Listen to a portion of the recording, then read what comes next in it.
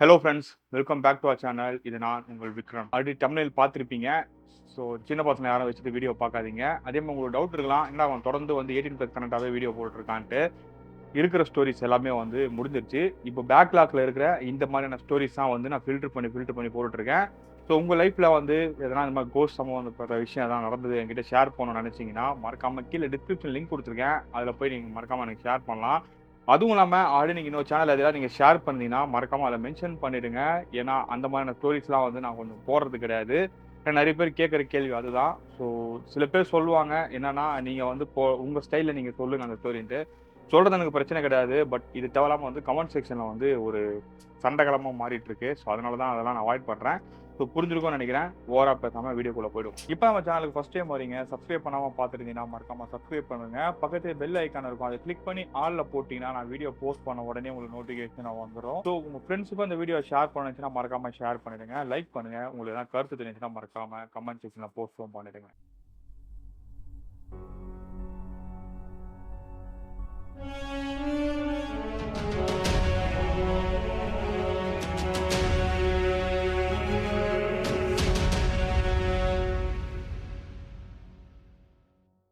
செல்வராஜ் பிறந்து வந்தது எல்லாமே சென்னையில தான். ஆனா அவரு ஒரு வேலை விஷயமா மலேசியாவுக்கும் போறாரு. மலேசியால போயிட்டு அங்க வேலை பார்த்துட்டு இருக்கும்போது ஒரு சின்ன பிரச்சனையால போலீஸ் கேஸ் ஆயிருது. அப்படி போலீஸ் கேஸ் ஆனதுக்கு அப்புறம் வந்து ஃபர்தரா இவர என்கொயரி பண்றதுக்காக போலீஸ் கூட்டிட்டும் போறாங்க. அப்படி கூட்டிட்டு போயிட்டு இவர கொஞ்ச நாள் ரிமாண்டும் பண்றாங்க. அப்படி ரிமாண்ட் பண்றதுக்காக இவர வந்து மலேசியால இருக்கிற சென்ட்ரல் ஜெயில தான் வந்து பாத்தீங்கன்னா பிரிசன்லயும் வைக்கிறாங்க. அப்படி வைக்கும்போது அங்க நடந்த ஒரு அதிசயமான சம்பவத்தை தான் இப்போ நம்ம பார்க்க போறோம். சோ இந்த சம்பவம் எப்ப நடந்தா சொல்லப்பட்டிருக்குன்னு பாத்தீங்கன்னா 2006 காலகட்டத்தில் அந்த சம்பவம் நடந்தா சொல்லப்பட்டிருக்கு. சோ இவரை வந்து அந்த ஜெயில கொண்டு போய் வச்சிருக்காங்கல்ல, அந்த இடத்துல வந்து நிறைய பிரச்சனைகள்லாம் இருந்துட்டு இருக்கு. எப்படி சொல்றதுன்னா, அங்க இருக்கிற மலாய் மக்களும் நிறைய பேர் இருந்திருப்பாங்க, சைனீஸ் மக்கள், அப்புறம் தமிழ் ஆளுங்க. இது இல்லாம வந்து மத்த கண்ட்ரீஸ்ல இருக்கிற நிறைய பேர் வந்து பாத்தீங்கன்னா தப்பு பண்ணிட்டு இல்லீகலா அதெல்லாம் ட்ரக்ஸ் அந்த மாதிரி எல்லாம் சேல் பண்றாங்கல்ல, அவங்களையும் தூக்கிட்டு போய் அங்கதான் வச்சிருப்பாங்க. வச்சுட்டு இருக்கும்போது அடிக்கடி உங்களுக்குள்ள எல்லாம் பிரச்சனை வந்துட்டு இருக்கும். அப்படி இருக்கும்போது தான் வந்து இவருக்கு வந்து ஆல்ரெடி ஒருத்தர் அங்க தெரிஞ்சிருக்கு. அவருக்கும் இவருக்கும் ஏதோ ஒரு குடுக்கல் வாங்கல் பிரச்சனை இருந்ததுனால அங்க போய் அவரு கூடயும் கொஞ்சம் பிரச்சனை ஆகுது. அப்படி பிரச்சனைனா இவர் என்ன செய்யறாங்கன்னு பாத்தீங்கன்னா, இவன் தான் காரணம்னு சொல்லிட்டு இவரை கொண்டு போயிட்டு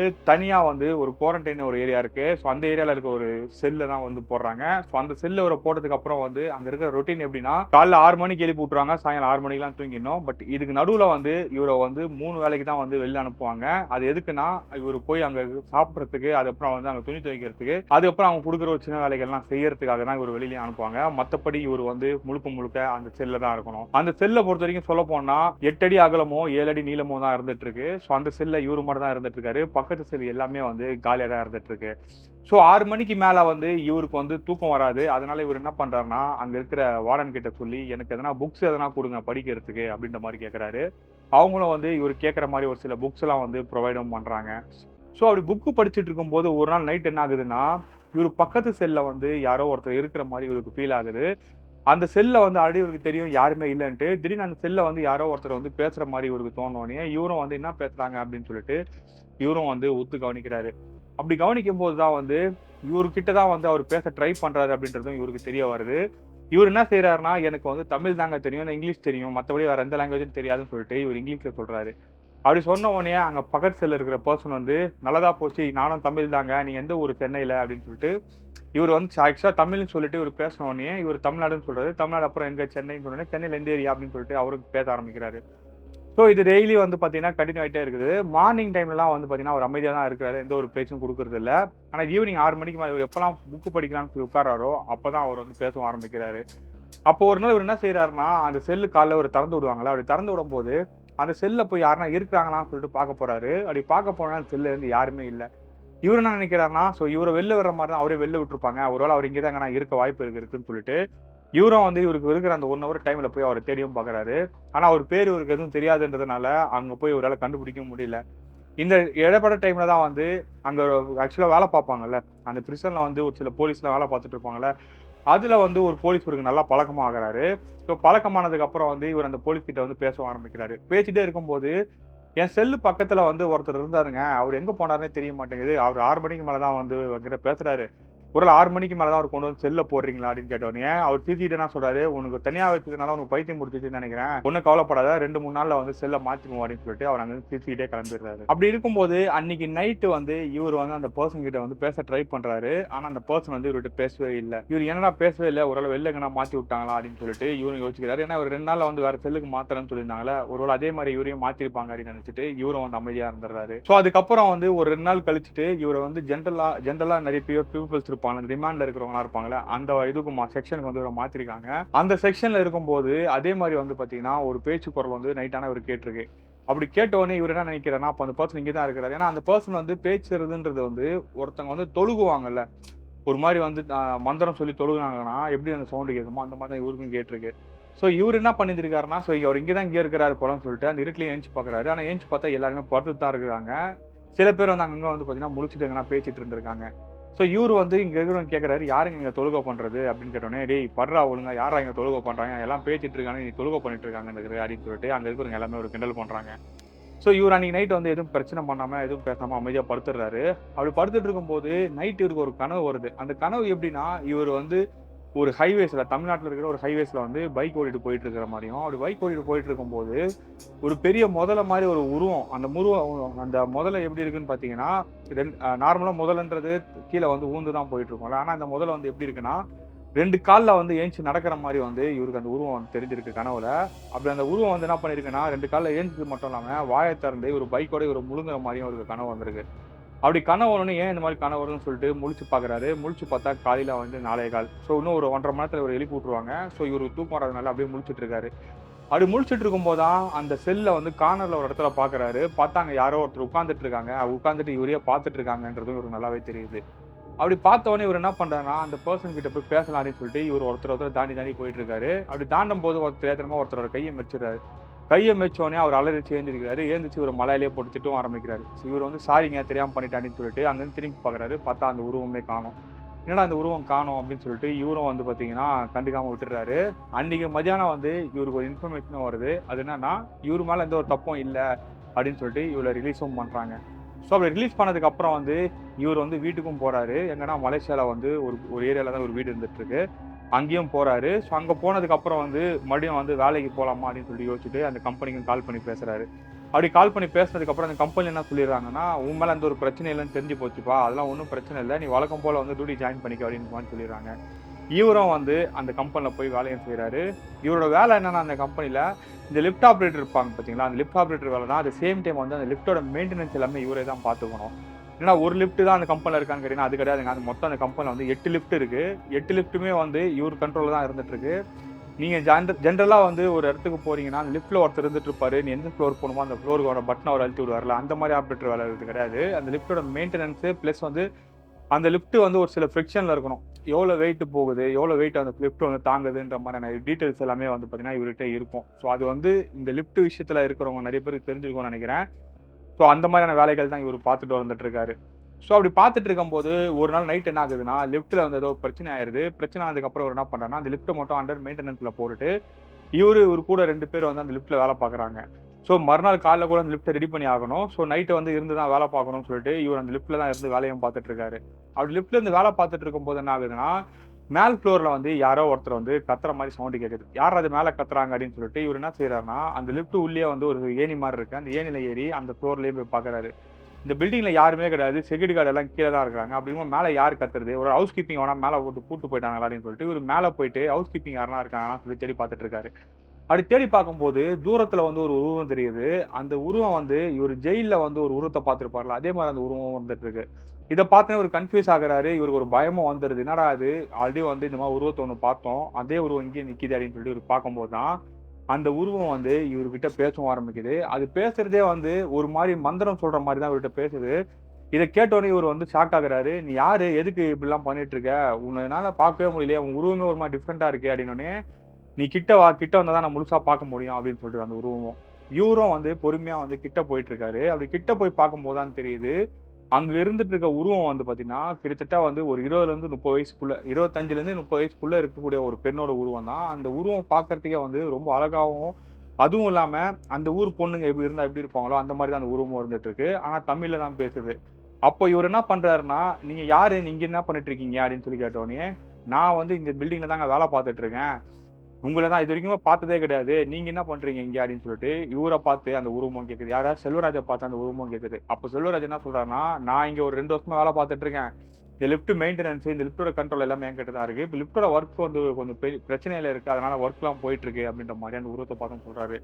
அப்படி சொல்லும்போது, இவருக்கு அந்த உருவம் என்ன எப்படி தெரியுதுன்னு பார்த்தீங்கன்னா, ஒரு பொண்ணு மாரி தான் தெரியுது. ஆனா, இவர் மைண்டுக்குள்ள நெறைய விஷயங்கள் ஓடிட்டு இருக்கு. அது எந்த மாரியான விஷயங்கள்னா, இதே மாரி தான் ஜெயில்ல நம்மளுக்கு ஒரு விஷயம் நடந்துச்சு. பக்கத்து செல்ல வந்து யாரோ இருக்கிற மாரி தெரிஞ்சது. ஆனா, அந்த செல்ல யாருமே இல்லன்னு சொல்லிட்டு அந்த போலீஸ்காரன் நம்மள திருடிட்டு போயிட்டான்.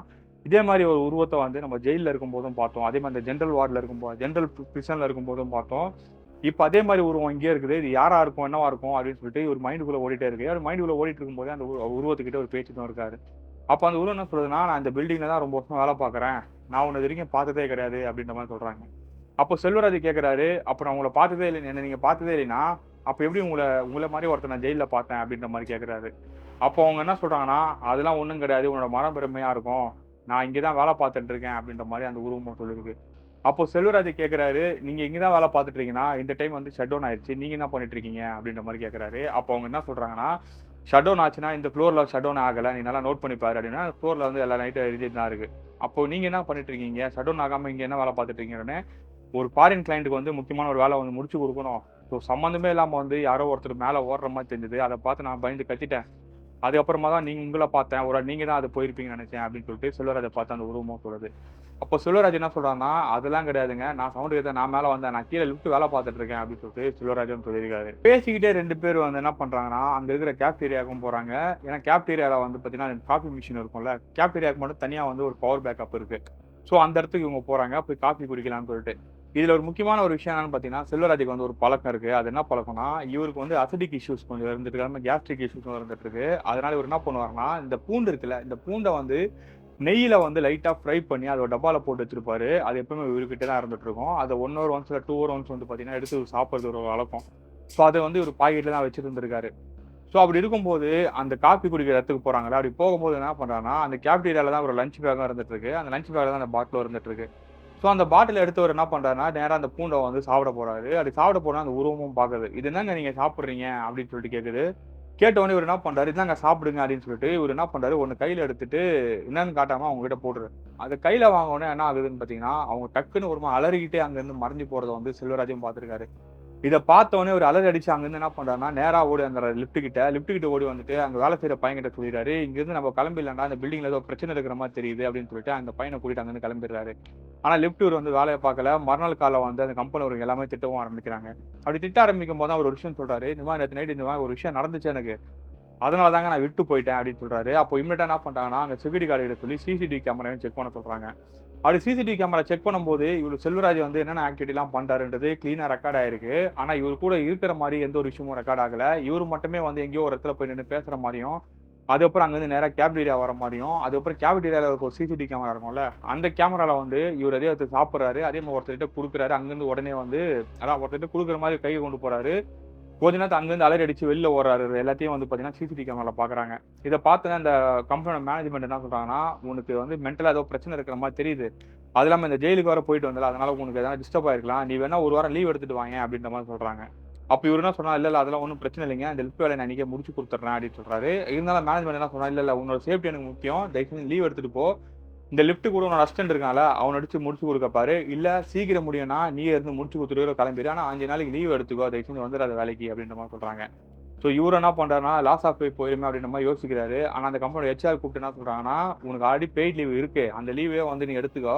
நீ கொஞ்ச நாள் ரெஸ்ட் எடுத்துட்டு வா. தயவு செஞ்சு இதுக்கு வந்து அத வந்து கஷ்டப்படாத. கஷ்டப்பட்டு உனக்கு எதனா ஒண்ணு ஆயி போச்சுன்னா, உங்க ஃபேமிலிக்கு வந்து பதில் சொல்ல முடியாது" அப்படின்ற மாரி அவங்க கம்பெனியோட ஹெச்ஆரும் சொல்லிடுறாங்க. ஸோ அதுக்கப்புறம் இவரு என்ன பண்ணாரு, சரி கம்பெனியே சொல்லிடுது. இதுக்கப்புறம் நம்ம என்ன பண்றதுன்னு சொல்லிட்டு, இவரு இப்ப அந்த வேலைய முடிச்சு குடுத்துட்டு, மறுநாள் அன்னைக்கு சாயங்காலம் வந்து ஒரு 3 மணி டைம்ல வந்து அந்த ஆஃபீஸ் விட்டு கிளம்பியும் போயிடுறாரு. அப்படி கிளம்புனவரு வந்து நேரா வீட்டுக்கு போனாரான்னு கேட்டா, வீட்டுக்கு போல. அங்க லோக்கல்ல இருக்கிற ஒரு பாருக்கு போயிட்டு, நல்லா ட்ரிங்க் பண்ணிட்டு, அந்த போதையோட தான் வந்து வீட்டுக்கும் போறாரு. அப்படியே வீட்டுக்கு போய் அவரு படுக்கும்போது நைட் ஒரு 7 மணி இருக்கும். 7 மணிக்கு போய் படுக்குறாரு. படுத்தோனே அவருக்கு ஒரு கெட்ட கனவு வருது. அந்த கெட்ட கனவுல என்ன மாரி வருதுன்னு பார்த்தீங்கன்னா, ஒரு காட்டுக்கு போறாரு. அந்த காட்டுல வந்து இவர ஃபாலோ பண்ணி ஒரு மரம் வந்து நகர்ந்து வர மாரி இவருக்கு தெரியுது.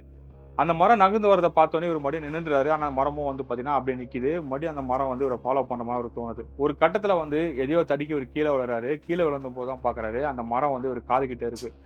அப்படி காது கிட்ட இருக்கும்போது அந்த மரத்த பார்க்குறாரு. அந்த மரத்துக்கு திடீர்னு வந்து கை, கால் எல்லாமே முளைச்சு, இவரு மேல வந்து அந்த மரம் வந்து விழுந்துருது.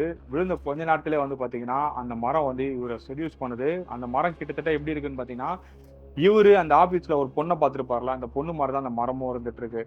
இத பார்த்தோனே இவருக்கு வந்து கொஞ்சம் கனவுலயே வந்து கன்ஃப்யூஸ் ஆகுது. ஆனா இவரு முழிச்சு பார்க்கலாம், முழிஞ்சிடலாம் அப்படின்னு சொல்லி ட்ரை பண்றாரு. ஆனா இவரால அந்த கனவுலருந்து வெளில வரவே முடியல. அப்போ அந்த மரம் என்ன பண்ணுதுன்னு பார்த்தீங்கன்னா, இவரு கூட வந்து ஒரு மாரி வந்து எப்படி சொல்றது? இந்த உடல் வச்சிருப்பாங்கல்ல, அந்த மாரியான ஒரு விஷயத்த வந்து ட்ரை பண்ணுது. அப்படி ட்ரை பண்ணும்போது தான் வந்து அந்த மரம் வந்து ஒரு பொண்ணோட உருவமாவும் மாறுது. அந்த பொண்ணு வேற யாருமே கிடையாது. இவரு ஆபீஸ்ல பார்த்த அதே ஒரு பொண்ணு உருவம் தான். இத பார்த்த உடனே இவருக்கு வந்து பார்த்தீங்கன்னா, இன்னும் பயம் வந்து என்ன பண்றாருன்னா, கனவுலருந்து எந்திரிச்சுறாரு. அப்படி எந்திரிச்சு பார்க்கும்போது தான் தெரியுது, இவரு இருக்கிறது ரூம்ல தான் இருந்துட்டு இருக்காரு. இவருக்கு வந்து பார்த்தீங்கன்னா, வந்தது எல்லாமே கனவு தான்றதும் கிளீனா தெரியுது. அப்போ இவரு என்ன பண்ணாரு, கிச்சன் போய் தண்ணி குடிச்சிட்டு வருவோம்ன்னு சொல்லிட்டு, கிச்சன் போய் தண்ணி குடிச்சிட்டு வராரு. தண்ணி குடிச்சிட்டு வந்து பார்க்குறாரு, இவரு பெட் மேல வந்து ஒரு உருவமும் உட்கார்ந்துட்டு இருக்கு. அந்த உருவம் வேற யாருமே கிடையாது. அந்த பொண்ணோட உருவம் தான். அப்படி அந்த உருவத்த பார்த்தோனே, "நீ யாரு? எதுக்கு இது மாரிலாம் பண்ணிட்டு இருக்க? எதுக்கு என்ன ஃபாலோ பண்ணிட்டு இருக்க? கனவுல ஏன் இந்த மாரிலாம் வருது எனக்கு?" அப்படின்னு சொல்லி கேட்டவுடனே, அப்ப அந்த உருவம் சொல்லுது, "நீ வந்து ஒழுங்கா இங்க வந்து உட்காரு. இதே மாரி பண்ணிட்டு இருந்தேன்னா, உன் குடும்பத்துல உள்ளவங்க எல்லாரையுமே நான் கொன்னுருவேன்." அப்படின்ற மாரி உருவமும் சொல்லியிருக்கு. "இந்த குடும்பத்துல உள்ளவங்க எல்லாரையுமே கொன்னுருவியா? என் குடும்பம் தான் இங்க இல்லையே, சென்னையில தானே இருக்கு." அப்படின்னு சொன்னோனே, "எல்லாமே தெரியும். உன் தங்கச்சி என்ன பண்றா? உன் தம்பி என்ன பண்றான்னு முதல் கொண்டு எனக்கு தெரியும்னு" சொல்லிட்டு, அவங்க தங்கச்சி, தம்பிங்கலாம் என்ன பண்றாங்களோ, அந்த வேலைய எல்லாத்தையுமே வந்து பார்த்தீங்கன்னா, அந்த உருவமும் சொல்லியிருக்கு. அந்த உருவத்த பார்த்தோனே இவருக்கு என்ன பண்றதுன்னே தெரியல. அந்த உருவம் வந்து கிட்டத்தட்ட இவர கண்ட்ரோல்ல எடுத்த மாரி தான் இவரு ஃபீல் பண்றாரு. அந்த உருவம் சொல்ற விஷயம் எல்லாத்தையுமே இவரும் செய்றாரு.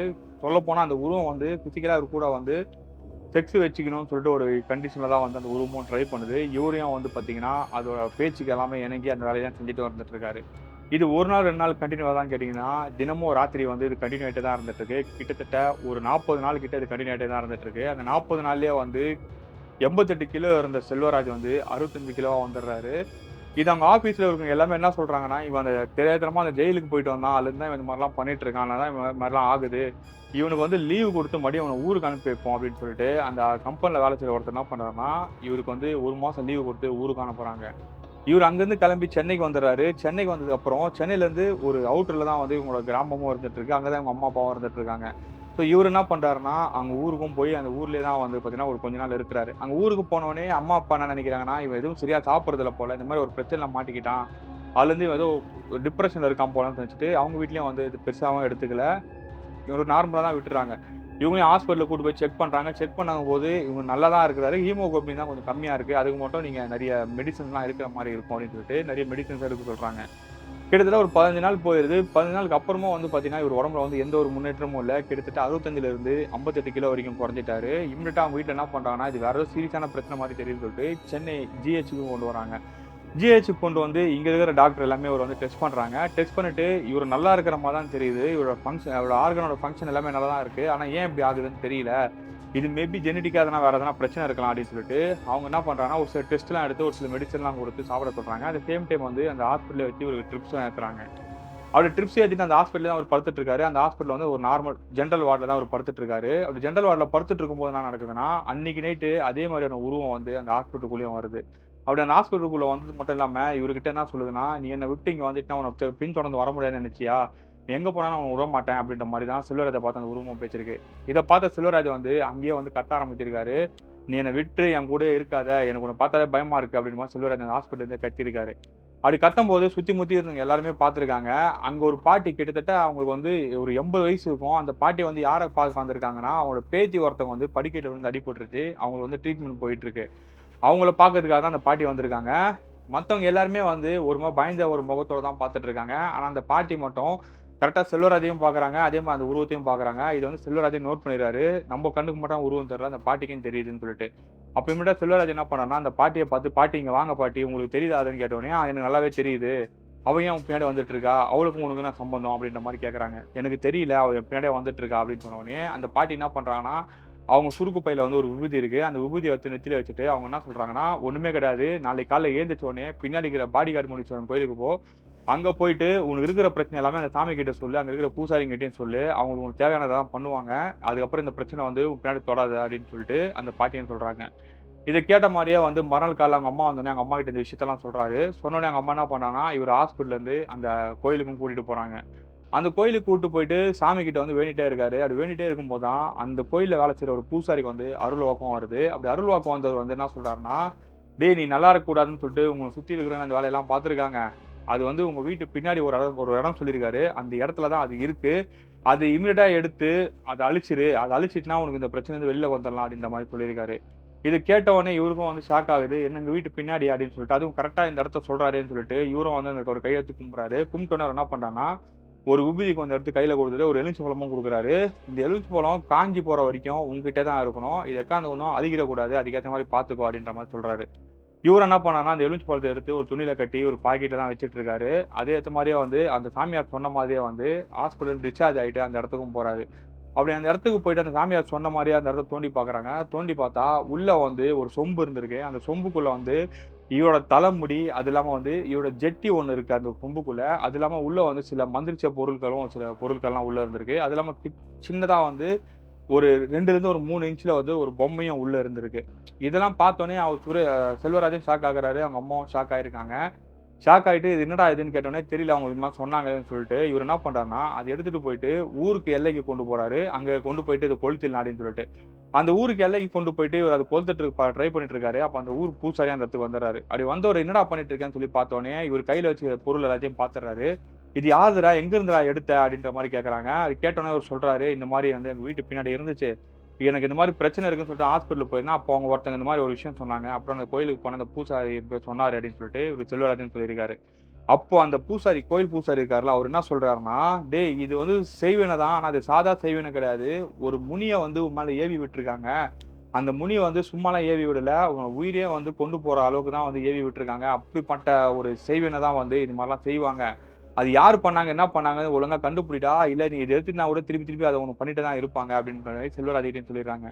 செல்வராஜும் வந்து அந்த சாமியார் சொன்ன மாரியே வந்து ஒரு சில சடங்குலாம் அங்கேயே பண்ணி அத கொளுத்தவும் செஞ்சுர்றாரு. அப்படி கொளுத்திட்டு வீட்டுக்கும் போறாரு. வீட்டுக்கு போயிட்டு அவங்க அம்மாகிட்ட சொல்றாரு, "அம்மா லாஸ்ட் வந்து ஒரு 1 வருஷமா யாருனா நம்ம வீட்டுக்கு வந்தாங்களா? வந்து யாருனா தங்குனாங்களா?" அப்படின்ற மாரி கேட்கறாரு. அவங்க அம்மா சொல்றாங்க, "டேய் நம்ம வீட்டுக்கு யார் வந்தாங்கன்னே நமக்கு தெரியாதுடா. ஏன்டா இப்படி பேசிட்டு இருக்க?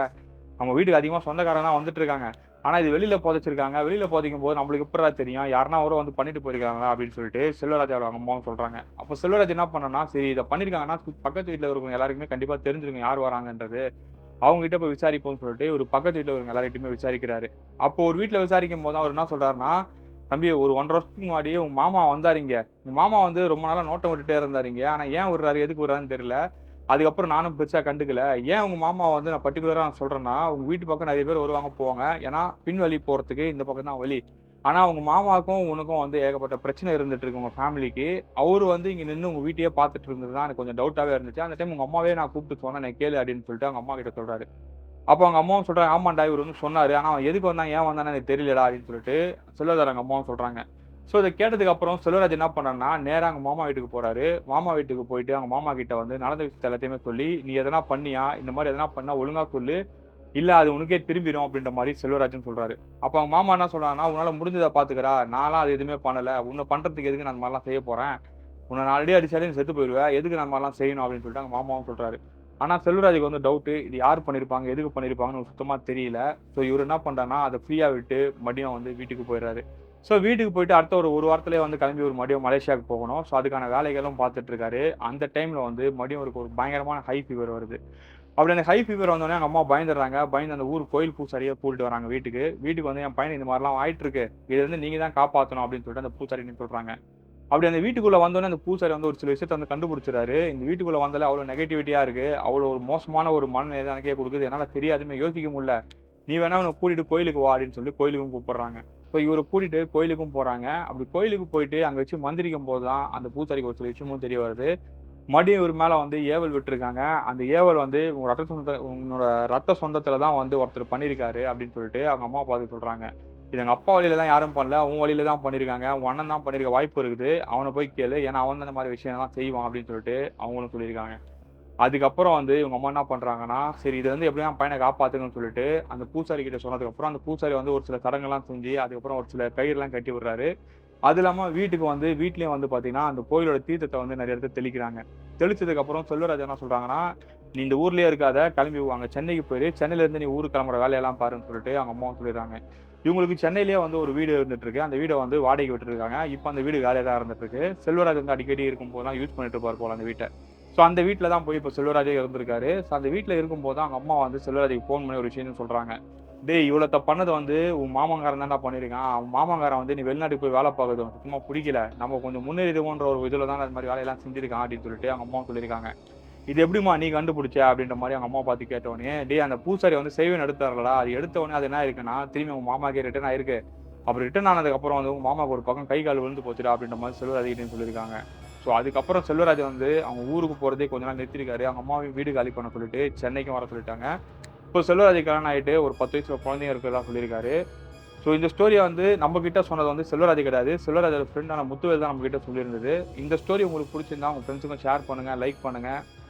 அதிகமா நீங்க லைக், ஷேர் பண்ணினா தான் நம்ம சேனலும் குரோவ் ஆகும். நெறைய பேர் அத பண்றதில்லன்னு நெனைக்கிறேன். எனக்கு வீடியோ எவ்வளோ வியூஸ் போதோ, அவ்வளோ வந்து லைக்ஸும் வரமாட்டேங்குது. மறக்காம அத பண்ணுவீங்கன்னு நெனைக்கிறேன். நெக்ஸ்ட் ஒரு இன்ட்ரஸ்டிங்கான வீடியோல பார்ப்போம். Stay tuned. பாய்.